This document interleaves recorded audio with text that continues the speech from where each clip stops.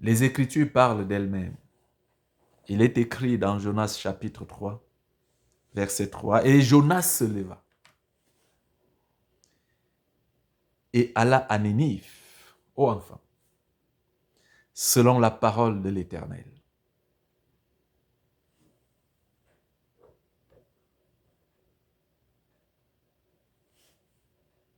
Oui, il se leva selon la parole de l'Éternel, dans la volonté de l'Éternel.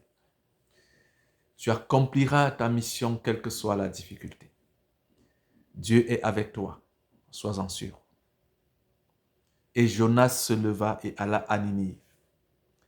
Or, Ninive était une grande ville de 3 jours de marche. Jonas fit d'abord dans la ville une journée de marche. Il criait, encore 40 jours et Ninive est détruite. Il est dans le camp de l'ennemi. On voit l'ennemi qui est entré, qui vient dire que les Ninivites peuvent même croire que ce type-là, leur armée est en train de se préparer là-bas, ils vont venir nous détruire. Et c'est pour ça qu'ils vont vouloir le tuer. C'est pour ça qu'ils ne voulaient pas aller là-bas. Parce qu'en allant dire ça, il allait être la première victime. On allait trancher sa tête et on allait envoyer ça à Israël que, comme vous allez venir, venez, on vous attend. Parce que la Syrie est plus grande, plus forte. C'est l'un des plus grands royaumes de la terre à cette époque. Ouais.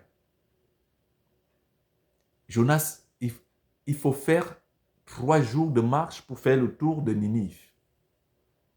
C'est une grande ville, vous pouvez imaginer à cette époque. Il faut faire 3 jours de marche. Oui.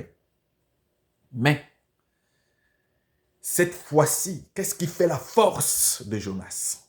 C'est sa foi en l'Éternel. Ce sont les épreuves, l'expérience qu'il a traversée.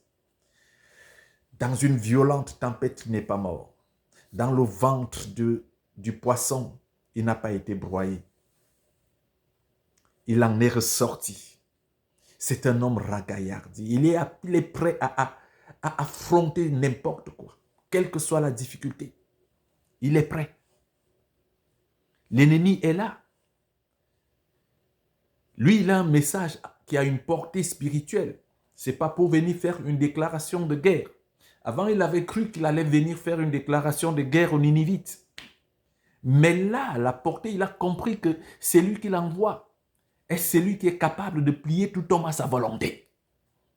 Tu as peur d'aller voir qui? Quelqu'un qui est méchant parce que tu te dis, si ton service doit passer par cet homme-là, va le voir.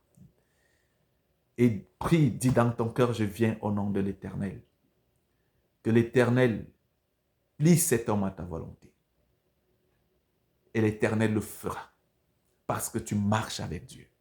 Mais ça, pour le découvrir, il faut une dimension spirituelle. Il faut une élévation spirituelle. Il faut une assurance qui seule ne peut être la résultante que des épreuves.